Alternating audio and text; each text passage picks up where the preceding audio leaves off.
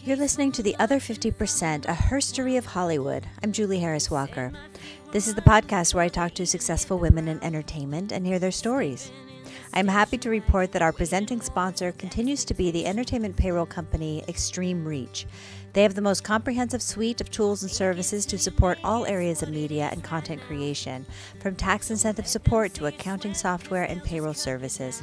If you are creating content, you need them. Call them and tell them I sent you. Today I'm putting out a special bonus episode because it is time sensitive and I know you are not going to want to miss it.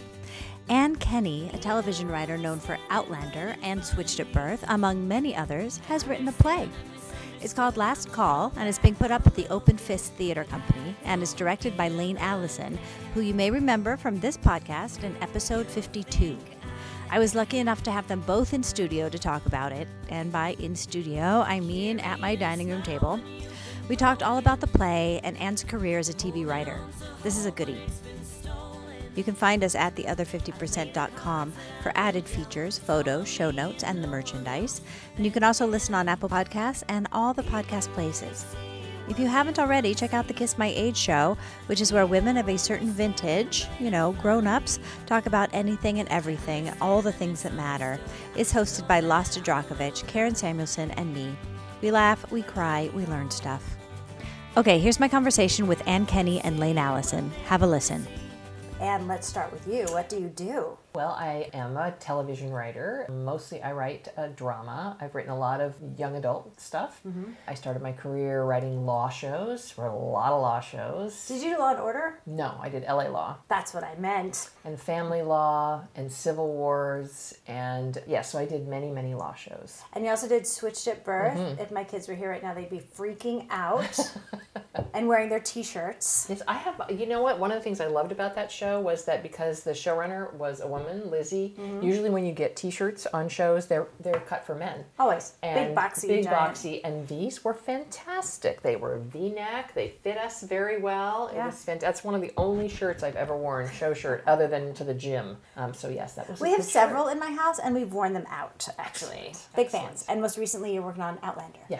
Yes, I worked on the first 3 seasons of Outlander, and then I left at the end of season 3. Fantastic. Now, most pressing time-wise is you've written a play that's been produced. Yes, Let's talk about that. Well, when I left Outlander in the end of 2016, and at roughly the same time, both of my parents passed away within about 3 weeks of each other. Oh, my word. I don't think those events are connected. Yes, so there was a lot going on. There was a lot of leaving and loss and that kind of thing. So both of my parents were old, they were not well. I didn't want them to continue the way that they were. But still, it's jarring and it's within sad. 3 weeks of each other. Come on. Yeah. So anyway, soon thereafter, my agent said to me, we're sorry about your parents, and do you have any other piece of material that we could see? So the ship just keeps moving, doesn't it? Moving. It's like a shark. So anyway, I didn't really have any ideas for pilots or movies, so I thought, well, maybe I'll try to write a play. And the sort of stew of what was going on for me became the basis of the play. So that's where it started. Now, is this your first play? I've written one before, but it was years and years ago. So yeah, this is really officially the first. So it's kind of amazing that it's, when it got the reading, I was so excited. And then when Lane called me this summer and said, hey, we'd like to produce your play, I was like, for weeks, I just kept waiting for you to call me back and go, sorry, we're not going to do it. Just kidding. Psych. So would never happen. Are you kidding? So Lane Allison is also here, who you've met on a prior episode. I don't have the number off the top of my head, or I would refer people to it. So you are directing this piece. I am. Now, did you find how did this happen?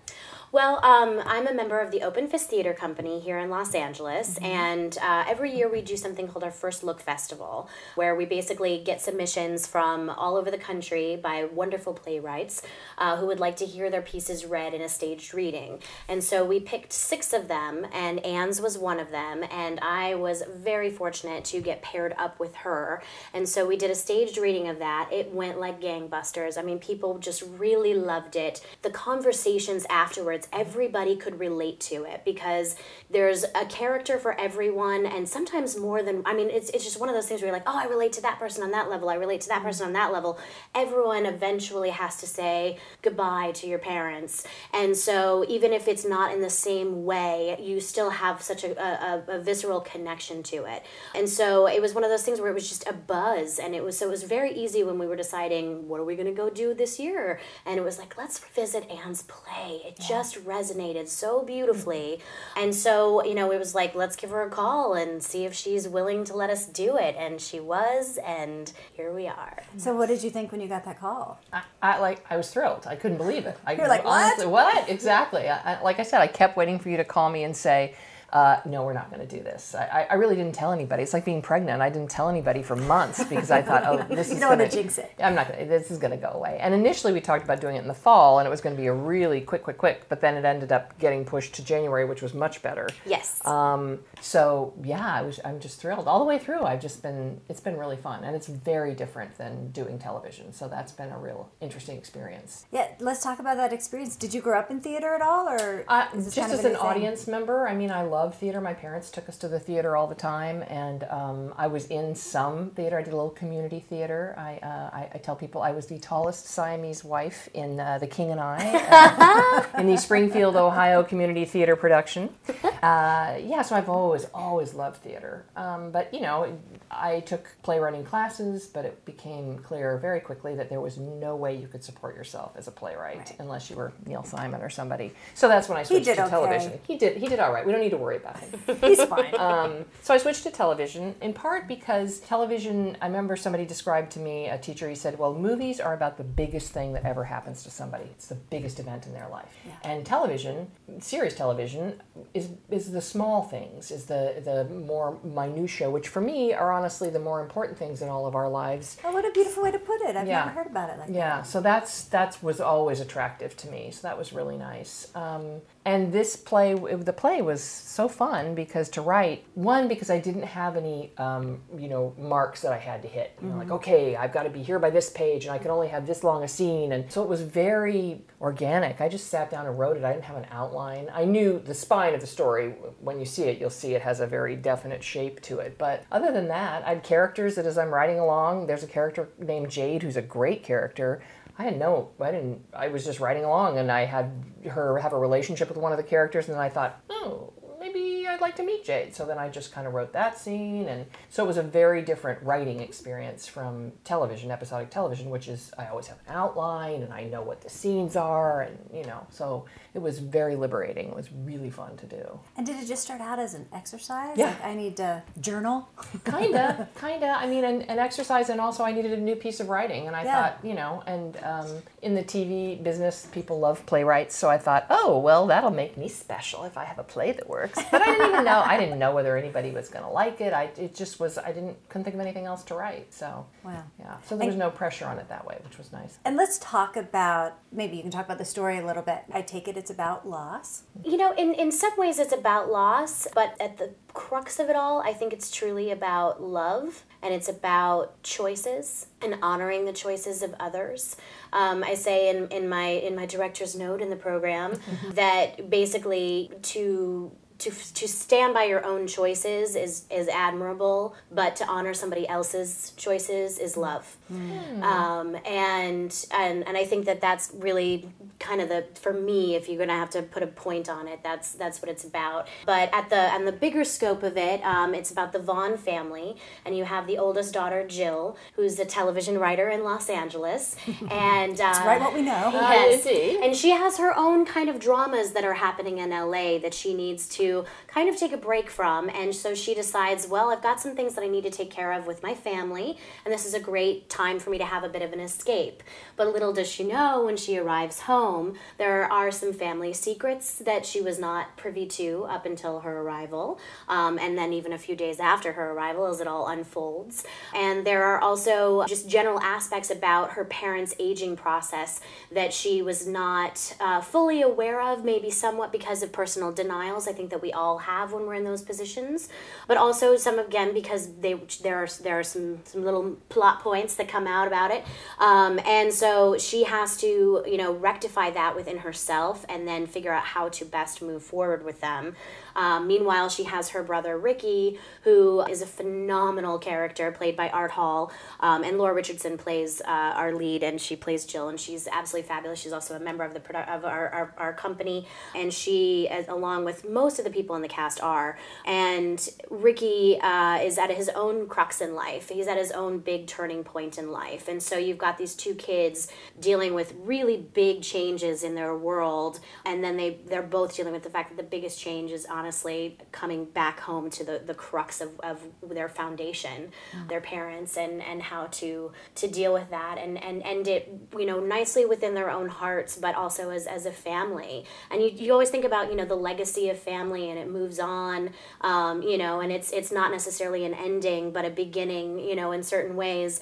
But you have to find that moment of how do you really truly say goodbye to someone when you're so acutely aware that it is goodbye. And in Anne's writing, it's just, it breathes beautifully. There's so many times that we're in rehearsal and we find ourselves just going like, the writing is there. You just need to say the words and you feel it, Oh, thank you. Also, it's funny. We always want to tell people That's true. Because, when you hear about You're not it's just about going to be in agony watching aging, it. dying parents, it's like, oh my gosh, why would I want to go see that? But it's really funny. There's It is. a lot of humor. It's truthfully, it's one of those, it's like, I liken it to Steel Magnolias. It's a completely different beast than Steel Magnolias. But I steal from that brilliant writer and say it is laughter through tears magic. Mm-hmm. I mean, it really is. It's 1 minute you are just gutted, and then the next minute, as tears are still streaming down your face, you're hitting the person next to you going, holy crap. Oh my God, that's fucking hilarious. That's the best. That's always, I really think when you can make people laugh is when you can really get to them. Yeah. I remember, I tell people this story, there was an episode of Cheers years ago, if you remember that show. Of course. And there was a character called Coach who was the bartender and kind of a goofy guy, and his daughter, who was played by Elise Beasley, who was a, very plain woman, comes back to the bar. She brings her boyfriend, who is just this horrifying, awful person, and she's going to marry him. And there's a scene with her and her father where she says to him, there's a lot, you're laughing, it's just this crazy story, and then he's saying to her, why would you marry him? What are you doing? And she says to him, look at me. It's heartbreaking. And then he just looks at her and he says, oh, I forgot how much you look like your mother. And it's just like, whoa. But you couldn't get there if you hadn't been just relaxed in your living room, laughing, and it was so funny, you didn't see that coming, and then somebody just reaches into your chest and goes, and I really think that in order to get to people to feel something, you really need to make them laugh, too. It's like every episode of Modern Family where you're laughing so hard and then Jay says the thing that has you sobbing. Yes, exactly. So that certainly was the goal, for sure. It's great. always so interesting to hear somebody describe something that you've written, too. Yeah, did she get it? Well, that's the art part, right. Where it's like everybody brings something to it and they take something of their own away, and yes, absolutely. But sometimes people will say to me, oh, it was a metaphor for this. And I think, sure, okay, I can go there. But I didn't think about that when I was writing it. I always wondered that in school when you're going through novels and they're talking about the theme and the metaphor and the blend and what it all means. And every time I was like, do you think the author intended that? Or are we just reading into that? For me, I don't think so. No, I think somebody said you can't create and analyze at the same time. So you're just creating. And honestly, I've been in a lot of writers' rooms where a lot of people like to start with theme. What's the theme of this episode? And I want to kill myself because I just don't, my head just doesn't work that way. I would think it would be paralyzing. It is. And also it feels very constricting. Like, okay, then every beat has to speak to that, as opposed to just trusting that the choices you're making as you're telling the story, when you get to the end, they all had something to do with each other. There will be a theme, So in those situations, it's always like, okay, be careful what you wish for. You can't get there from here. These generic kind of, that's what they are. So. Now, how has this process been different for you than television? Because I know in television, the writer is the boss, right? Yes, and Lane is so mean, and she's just... And right now, Lane is the boss. Yes, indeed. I don't know. I think this is really truly the show itself. Yes, you have it. Jill Vaughn becomes kind of the center through the eyes of which we see, but it truly is an ensemble piece. And I think what's really tremendous about live theater is that it kind of is really truly an ensemble. I mean, I think Anne and I have been collaborating together to try to make sure that I'm bringing out what she wants, because you don't always get to work with the playwright. So many times in theater you go, we want to do this play, and then it's all about how the director perceives it, and then how they try to get their actors there. You don't even have access to the writer. You don't even have access to the writer. Are you coming to rehearsal?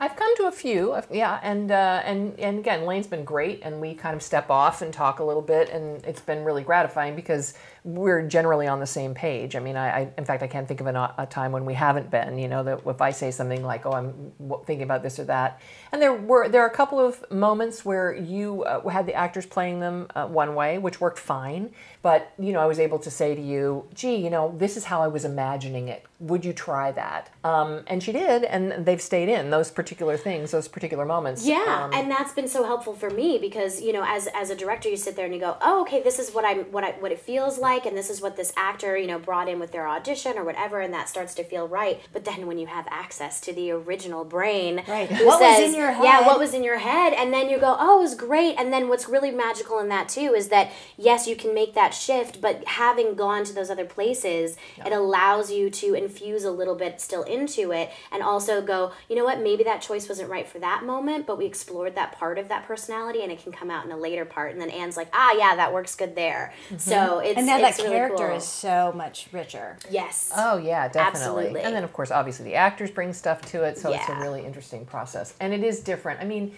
television, the writer is the boss if you're the head writer, if you're the executive producer. If you're on the staff, you're writing to somebody else's specifications, and depending on who that person is, it's either a wider range or a smaller range, depending on what instruments they can hear. So, and you may or may not get to go to the shooting of that episode.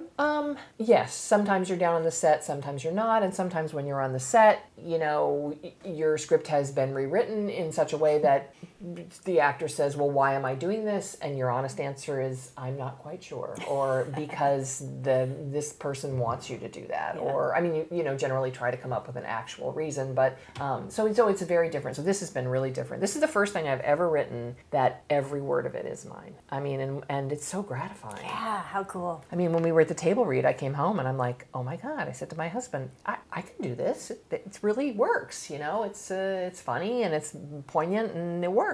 Well, and along that line too, I have to applaud Anne for when her agent comes to her and says, "Okay, we need something else from you." I mean, there was no, other than for herself, like you said, like, oh, it was kind of like journaling, there was no guarantee that anything was going to come from this writing.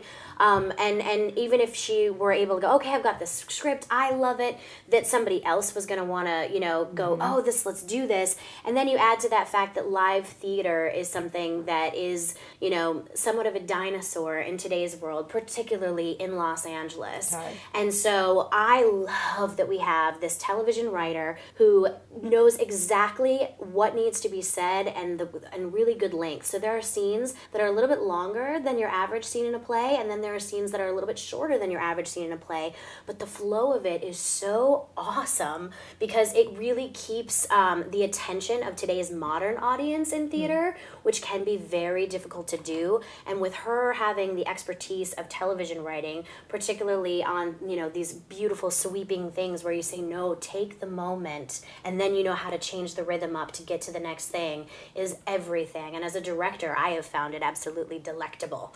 So nice. It's true. Yeah, thank I you. love hearing artists talk about art. No, that's really nice. Yeah, it was, and you're right. I mean, there's a certain amount of craft that I just, having done this for so long, it's how I imagine music is, that there's a rhythm and a feel to it, and you get to a point in a scene where you're like, okay, it's time to get out of this scene, and how do I gracefully do that? Or we had to make a couple of adjustments because one of our actors, the guy who plays Ricky is a drug addict, and another great funny thing in the show.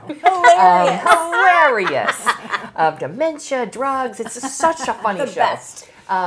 But the actor that we cast he's not like emaciated or anything. So then we had to work together to kind of say, okay, how can we tweak a little bit so that we can just address, so people aren't sitting in the audience going, wait a minute, He looks fine. He looks fine.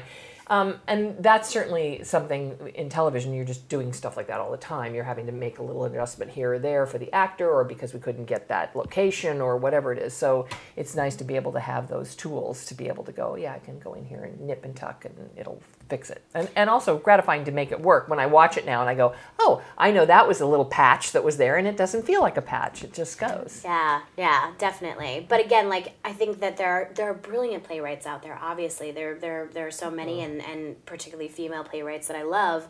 But they are more in the playwriting world. And so just, again, kudos to you for coming in from the television aspect of things and writing this beautiful piece. But, like, honestly, I think your skills as a television writer are kind of setting a new bar in playwriting, because it's like you do have to know how to write for your modern audience. Just like back in the 80s when suddenly, it was like Sesame Street was on, and, it was like kids' attention spans are changing. Now, granted, now in today's world, it's even crazier, right. but it's that kind of thing. And how do you capture that and make people want to continue going to see live theater?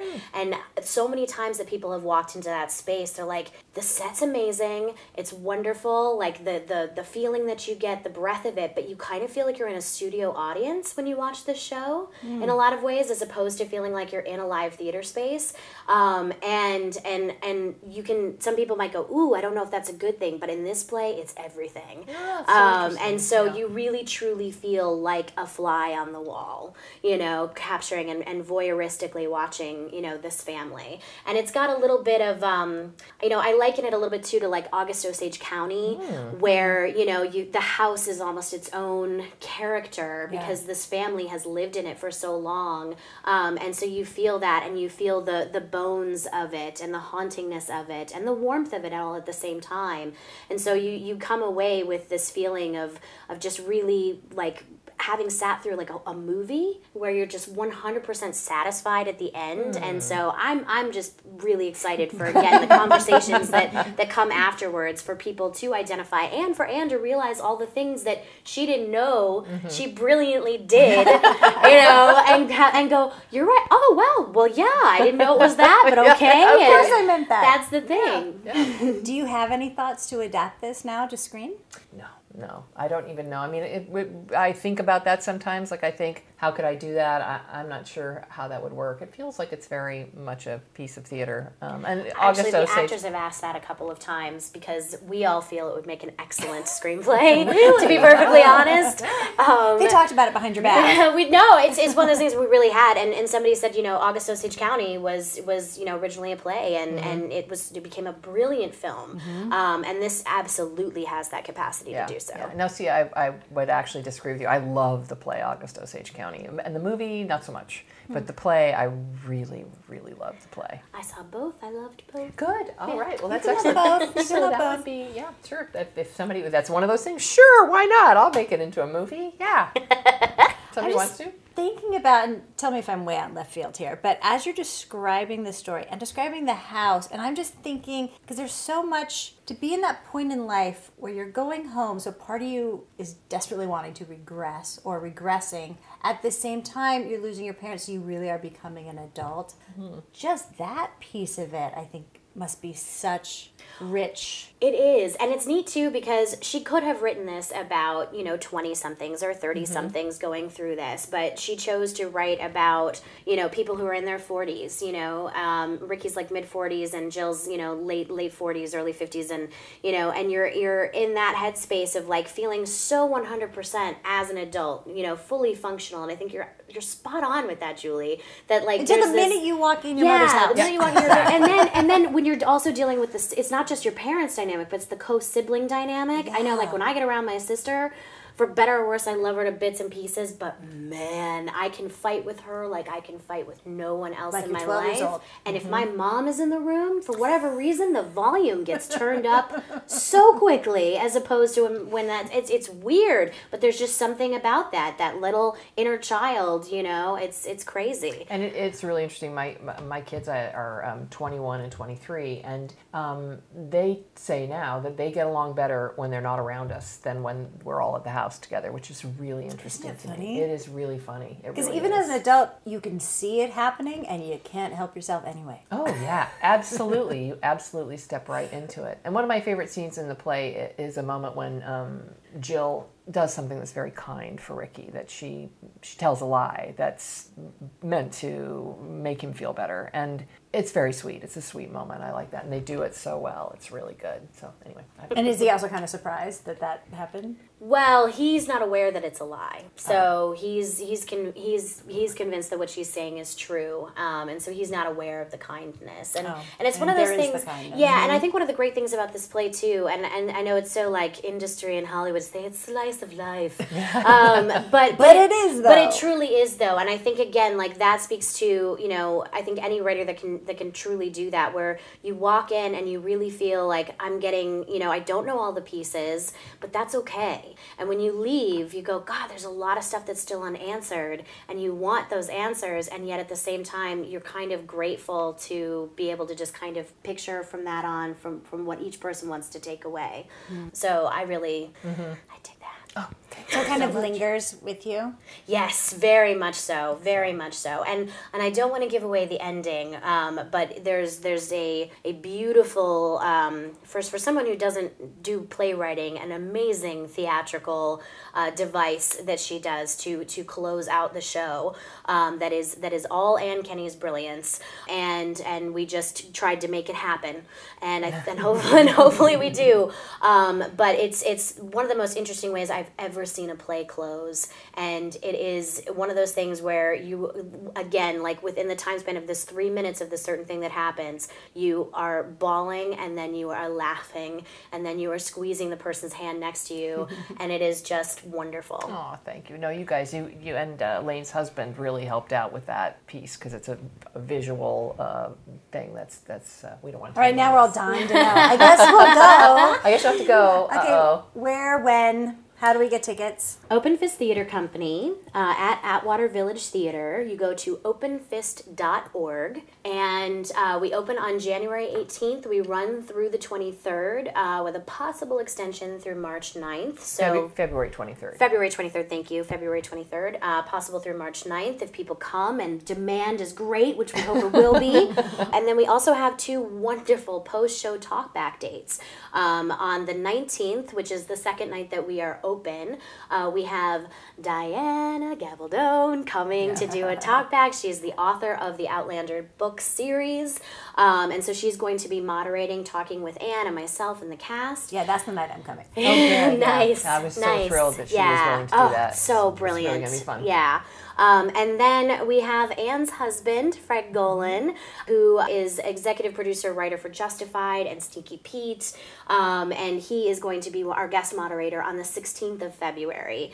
And so it's going to be so fun. And I'm truly excited for both of them, but I can't wait to see, you know, the questions that Fred comes up with, you know, knowing her writing so well, and also knowing, too, the process that she went through. Yeah, he's lived through all of this. Yeah. So, yeah.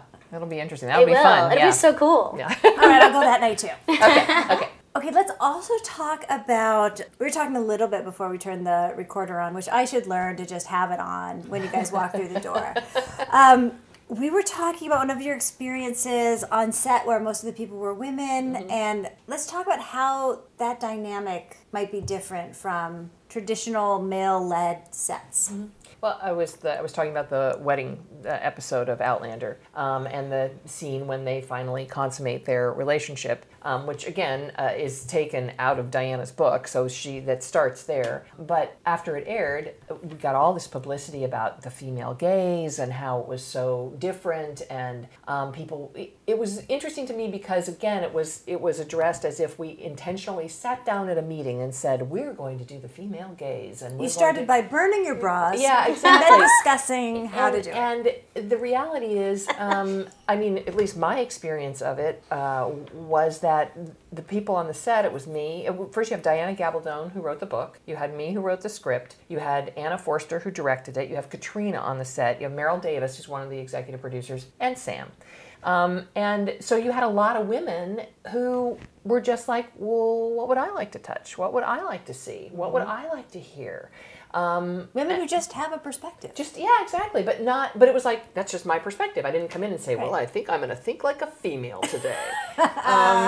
So, and to Ron Moore's credit, he stepped back and just let it happen. And, he wasn't going to come in and try to impose something on it. So yeah, that was very different. And I think, one of the big arguments for, of course, why you need diversity behind the camera, not only women, but people of color, because everybody has a different experience, and then you just get a very different perspective. Not one that, anybody else can't relate to. Everybody can, but it just takes it a little bit different way, and it's fantastic. It was very gratifying to get to do that. It was really fun. And isn't it funny that in 2018, that's such a radical notion? Like, that part of what this movement is so baffling is that we're only just here now. Yeah, it really is. It's but it wasn't. I mean, I've been doing this for a long time. Over 20 years, and I've been on a number of staffs where I was the only woman on staff or one of a couple of women, and you get the call from your agent that would say they need a woman, writer.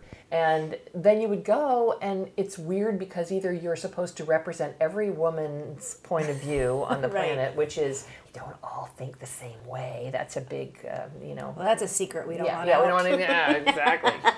And also then guys would argue with you. Well, no, women don't think like that. You'd be like, okay, sorry. This woman does. Yeah, this one does, but I don't know about the rest of you. So. God, how was that? Did you ever get discouraged being in that position? Yeah, there were times when it was really discouraging, but I was glad to have the job, and yeah, there's that. Yeah, there's that. So it was strange to have people just kind of tell you, oh no, this is how it works, or or. On the other hand, I will say one of the things that's, especially in writing Outlander, because there's lots of sex in Outlander, and the bulk of the sex scenes that I wrote on Outlander, I took out of the book.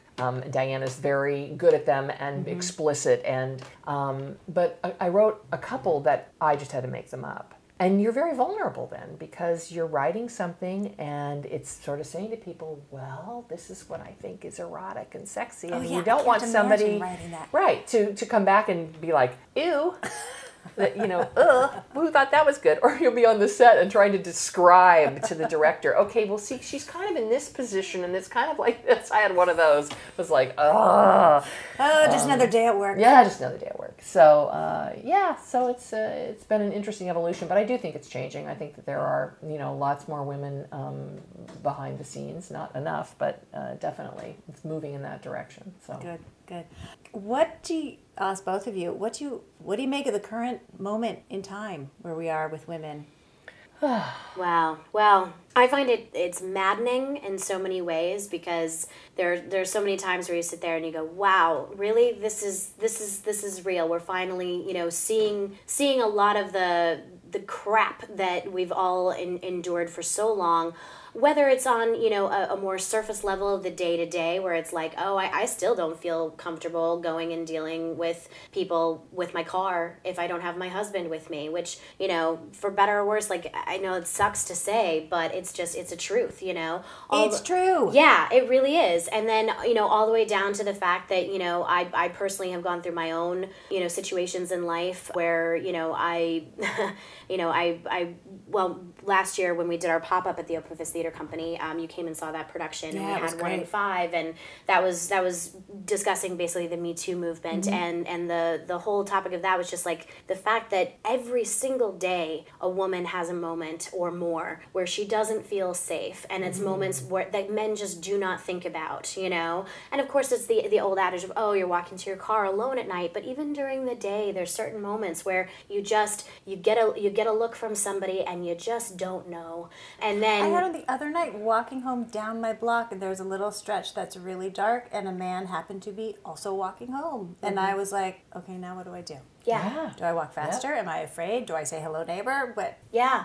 Well, Well, you just have to think and about that's it. also one of those things where you could in one parallel universe you say hello and everything's fine. Another parallel universe you don't say hello and it's not fine, or the opposite. You know, you try to say hello and address and be a human, and you know we're on a nice neighborhood street. Let's be friendly. Let's be real. And then boom, that was the trigger for him. Right. You know, so you just never know where it's going to be. And then you know you take that into Hollywood and the fact of trying to be heard and just to be heard with a point of view and not be seen as an object. And the fact that we're still just viewed as second-class citizens, and the fact that we still don't have 100% equal pay as women in this country is obscene. You know, it's absolutely obscene.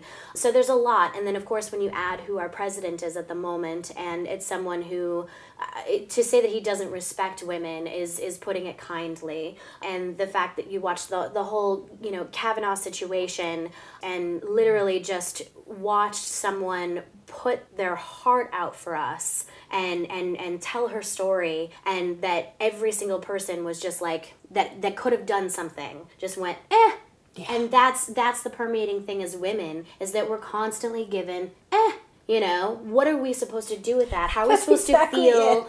How are we supposed to feel human? You know, how are we supposed to feel that our opinions matter? Let alone take our hearts and put it on a plate artistically. You know, how, you know, and all I can say is that in that respect, thank God we're women, because we don't all think the same, and we do have the wherewithal to have to figure out those workarounds to find the ways to tell our stories in order to get men's attention. And then have them sit there and go, oh, you told me something interesting. You know? And it was like, that was the plan all along, you douche. You know? Yeah. If I could just be so candid. That's how you really feel. Yeah, I mean, I think you said it, absolutely. I mean, I think another aspect of it that for me hits closer to home is that I have a 23-year-old son who is working as a director of photography, but he's, you know, trying to get into this business. He's a young white man, and He'll have no trouble. well, he probably won't. But I will say that those people that I know, those entry-level positions, are the ones that now are the most contentious because women coming into these positions don't have a lot of experience because they haven't had an opportunity. And so those jobs, if they're going to say, well, we're going to put some women on this staff, those are the jobs they're going to get. They're going to get those entry-level jobs. So then, you know, so as a mother, I'm like, oh, that's going to be hard for him. But you know what? Then I think it was hard for women and for me when I was his age because the thing was flipped. And you just have to hang in there. Yeah. And you just have to want it bad enough, and you have to keep going at it. And so it's, you know, if he really wants it and he's talented and he keeps at it, he'll get it. But it's... So is he hitting those obstacles now? Not so far. I don't think he is, no. But he's not. He's doing a lot of stuff that's music videos and social media stuff. I think they call it like lifestyle pieces, branding. So I don't know. I think that maybe if he was trying to get into more, storytelling, that kind of stuff, narrative, he might have a little bit more trouble. I also think there are probably less women trying to be directors of photography than there are directors and writers and that kind of thing. But I have male friends who have had problems with that, or they, you know, and then again, some of them will just be bitching and moaning about it. And it's like, yeah, it's like, good, yeah, well, welcome to the club, pal, and, you know, you're going to have to do what we all had to do. We're all just kittens hanging from tree branches hanging in there. We all had that poster in the 70s. Yes, exactly. Yeah, because let's talk about the pendulum for a minute, because you know, part of it is backlash, and part of it, because we all want to get to the place where it is merit-based, and everybody gets to apply, right? Yep. And until then, there may be a little, let's get more women and people of color and look at those first. And also everybody, let's assume they also have the merit to be there and not assume that they don't, they're just getting in because of whatever category. Yeah. And it might be a minute for the white guys who have always gotten in the room, because they always have, to up their game, to wait a minute, to what, you know, what? Well, I think, it was interesting. We were doing a fundraising campaign to try to get money for the production, and we did a little interview, Ann and I together. And you talked about being, in the room with the male writers and them getting, a slew of scripts coming in, and yet they always seem to attach to the male scripts. And I would love for you to talk about that, because that was really interesting. That I went to a panel, and it's been years ago, about writing comedy. And two of the guys who were on the panel, they were very nice guys, were working on, I don't know, it was Frasier or something like that. And a woman stood up and said, I've been told women can't write comedy. And he said, here's the crazy thing. He said, we get scripts submitted to us for writers. And he said, some of them we can't tell the gender based on the name. We don't know who it is. But it's so crazy because every time that we have somebody, we respond to a script and we have the writer come in, it's a white guy. Isn't that nuts? And you want to go, well, no, because they're speaking to your experience. Right. So what you think is funny, they're going to think is funny. You may not think what she thinks is funny. And that's the problem, is we need a bigger tent where everybody's, points of view are spoken to, or that you need to be required to, and that's why I think things like affirmative action, absolutely, because you have to be required to hire women and people of color. And I know myself, if you are in a position where you're running a show, you get a show on the air, it's terrifying. It's a huge responsibility. And the first thing you're going to do when you're frightened isn't to say, hey, let me bring somebody on board who's completely different from me and we don't speak the same language. Come on. Right. No, your impulse is going to be to surround yourself with people who think like you do, that you feel completely comfortable with, unless somebody is saying you can't do that. You can have a couple of those, but you have to open the door a little bit. But yeah, it was really interesting. And again, they said it without any awareness. I don't think that they even heard themselves. But I think also there's, I think one of the key things in like what we're dealing with in this kind of, hotbed of political blah is, is like we have to applaud the men in our lives who do want to hear our points of view. I mean, your husband is so supportive. I mean, the beaming from ear to ear that he was doing after that staged reading, and he was just loving listening to everybody talk about their points of view of what they saw, was so beautiful. My husband is extremely supportive and absolutely loves women's perspectives. And, when you start with showing guys that it's okay to embrace what they truly are comfortable with and love about the women that they love, that's where it starts. And so, and I think too, you talk about like Barack Obama and him growing up with his mom and all of that, and making sure that like men are ever present in their children's lives. I think it's equally said that men need to start seeing their women as they're growing up as equals and as people with just as palpable of opinions that should be taken in, from the beginning. And so those men who are giving permission to the younger generation to, stop the machismo, and just be real, it's everything. And I think that there really truly is, for all of the stuff that purveys up and it's flashy to go, men suck, there is a very large faction of men out there, I think, that are like wanting to join that fight. And when you look at the Women's March and you see how many men and you see how many young men, 5, 6, 7, 8-year-olds holding signs, and they're not doing it because, oh, mom wanted me to do this. I mean, they're there and they're like, yeah, that's everything, and so it's not just about teaching girls what they can do. It's about teaching men what women can do. Yes. And how do you think we engage men? I'm not hearing a lot of men taking leadership on this right now, and part of it might be because they're afraid to talk because we're going to crucify them. Yeah. But I know there are men allies that are doing the work. But how do you think we engage them? Well, I feel like, in part, I don't think they should be taking leadership. I think the way they take leadership is to step aside and let a woman step forward and then support her in doing that. I think that's the best way for them to do that, because you don't want somebody mansplaining things to you. Oh, absolutely. Yeah. But I'm thinking for the men who are only going to hear it from a man. I meaning the men should lead the men out of the wilderness, yes, rather than the women doing all the work to make this happen. That's the part I'm not seeing yet, that I'm anxious to see. I see what you're saying. You know, like, hey, bros, we're not like that anymore. Yeah. Here's what we're going to do. I don't know. It's an interesting question. And it's an interesting, because it is that idea of a world in which we don't. I was watching something on television last night, and it was written by a woman and had a woman director and woman producer. And I was watching it, and I said to my husband, wow, there were a lot of women involved in this. And I thought, boy, I can't wait for the day when I don't even think about that. I hope that day comes where it's just like it isn't like it's some crazy anomaly or something. Look at the unicorns on the TV. Yeah. I also am hopeful that in terms of pendulum swinging, that it doesn't get to a place too where the attitude is, well, we tried a woman. Right. It didn't work. I worked on a show where they hired a woman to run the show, and for any number of reasons, it didn't go as well as they had hoped, and that was the attitude. Was like, well, we tried a woman. We need to go. And you want to say, it's so dumb. How many shows have crashed and burned with men at this helm? You don't say, well, we tried a man. Like, let's go get a horse. I mean, it's... Because it's absurd. It's absurd. So I'm hopeful that doesn't happen either, that they don't say, well, we tried it, so, oh well. I mean, granted, I am a woman, so, maybe this is the simple answer, but I truly feel that the big chunk of it is just those men who are advocates step up and grow a pair, ironically enough, and say, hey, this is what we're doing, because it has to be done. Mm-hmm. Just as, when you talk about, the race movement in our country, enough people have to step up. And of course, as a white person, I have to say to other white people,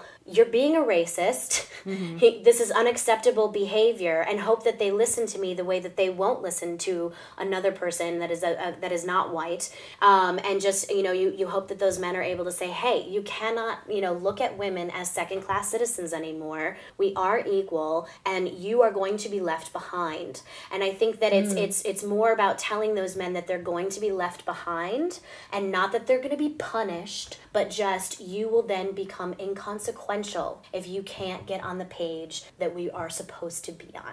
Ooh, I think I'm going to vote for Lane. Let's tweet that. Yeah, that's excellent. Because that's it. Because I think a lot of the fear is around being punished or having your career destroyed, or, oh, it's such a scary time for men to be accused. Yeah. That's what... I don't know a single woman who wants to burn men at the stake. We just want them to behave better. Yeah. Or men to not be men. One of the things I think about when we talk about this too is, again, with Outlander, I mean, Jamie is like a man. He's a man's man. Do you know what I mean? And yet we all... Yes, he is. Yes, he is. So it's also interesting to find a way to be like women to have power, but still you can have these dynamics in your relationship where, you don't always have to have the power. Do you know what I'm saying? Favorite moments. Like, everyone doesn't have to become androgynous for this to work. Exactly. Yes. Exactly. Yeah. Did I ask you what advice you have for women coming up? You did not. What advice do you have for women coming up? That's a tough one. Well, I mean, I think in terms of, trying to get into television, I think it's, it's the same for men and women in terms of, to write your own truth, to write the thing that is meaningful to you. There's so many outlets on television right now. There's so many, you don't have to just do like broadcasting, which was literally, let me write something that will appeal to the broadest audience, which is good for everybody. But I think, if you're going to write for, and again, anyone, men, women, you're going to write for a super niche group, just know that that's, that's that. You might want to try to be more inclusive in what you're writing. But I think it's the same as it's always been. You just, keep, in terms of a writer, you have to write and who you know and hang in there. And I don't know. How did you get your first job? I was living in New York State, and I was working as a journalist, and I decided I wanted to try to be a television writer, and I read an article in the Long Island newspaper about a guy named Michael Whitehorn, who was at that time working on Family Ties. And in the article, it was like a local boy makes good, he said he would read unsolicited manuscripts. So Careful what you wish for. Yeah. I sent him a letter, it was still in those days, and asked if he was willing to look at an unsolicited manuscript, and he said yes. So I sent him a spec episode of Family Ties, which he said, which in retrospect was a bad idea. You never wanted to write a spec for a show that you were trying to get on because they knew it better than you did and it would never quite work. But anyway, he read it. And in the meantime, I moved out here to Los Angeles. And in the meantime, he got a show on the air, and I met with him, and he said, so do you want to work on this show? And I said, yes. It was truly a sort of fairy tale. That was a very unbelievable way to start. That sounds really lucky. It was super lucky, and I had no idea how lucky it was until after that show got canceled, and I spent about 3 years laboring in the vineyards, working in temp jobs and all of that, writing spec scripts and trying to get on another show. So the second job was way harder. The second job was way harder, yes. And I did, I didn't do sitcoms for very long because that was a really hard business. Women aren't funny, so. Exactly. Women aren't funny, number one. And also it's just a grueling, the hours are crazy. And I can remember sitting, and I love Michael. Michael's a great guy. But I can remember sitting in the writer's room and discussing for an hour whether a comma should go here or there to make the joke funnier. And I'm thinking, I'm going to kill myself or someone else. And the actor's going to figure out where the comma goes. Yeah, well, that's the other thing, is that's before it ever gets to the actor, and then who knows what they're going to do to it. So, and then who knows what the director's going to say. I don't know what they were thinking. This is not funny. That comma should be over there. So yes, but then the second job, then when I shifted over to my 1 hour job, the first one I got was on LA Law. And so that was again through my husband knew Pat Green, who was running the show at the time, and so he got my script to her, and that's how I got in the door over there. And then I worked in 1 hour pretty consistently after that. So. And now you click on IMDb and you have to scroll to get to the bottom of your credits. You do, I know. The time does go. It's pretty great. Anything I did not ask you guys that I should have asked you? Well, no, I just wanted to piggyback on what Anne was saying, what your question about, advice to women. Yeah.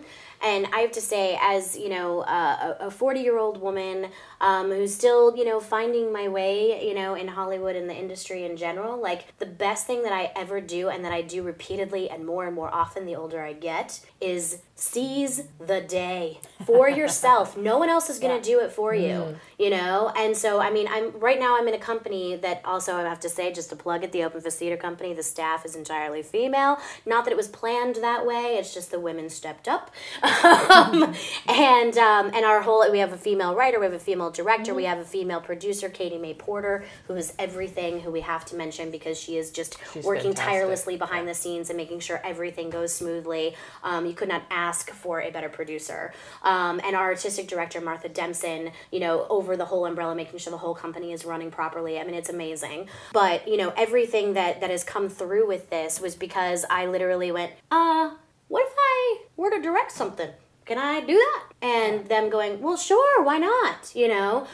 So just, don't be shy to raise your hand or not even raise your hand and just say, I want this. We're taught so often to ask permission. And I think that's the biggest thing for women now is stop asking permission and go with what you want. And if you fall on your face, that's okay, because now you can move on to the next thing that you want with more behind you.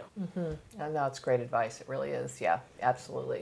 And to trust yourself, to trust your instincts and your point of view, and again, it's always walking that line between trying to be true to yourself, but it's also a collaborative business. So you want to find a way to, as you say, not quite workarounds, but certainly ways to interface with other people and to sort of figure out how to give someone what they want, but still stay true to yourself. It's like that great line in My Big Fat Greek Wedding where the mom says, the father is the head of the household and the mother is the neck, and I turn the head any way I want. And it's a little of that, you know what I mean? But I think that's absolutely great advice, Lane, to just don't wait for someone to ask you, just step up. Yeah, the worst thing that'll happen is they'll say no and then you're on to the next idea. Yeah. That's really, and teaching girls that. The worst thing that'll happen is that somebody says no, but then you know.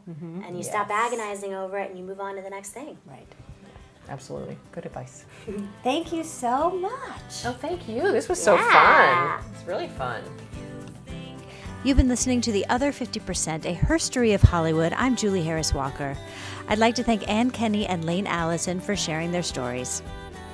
And special thanks to Jay Rowe, Danny Rosner, and Allison McQuaid for the music. Please find us on your favorite podcast provider and leave a review. And of course, on our website, theother50%.com, all spelled out in letters, for added features, bios of our guests, and the merch. You can also follow us on all the social media platforms, and also go subscribe to the Kiss My Age show. Thanks for listening, and Happy New Year.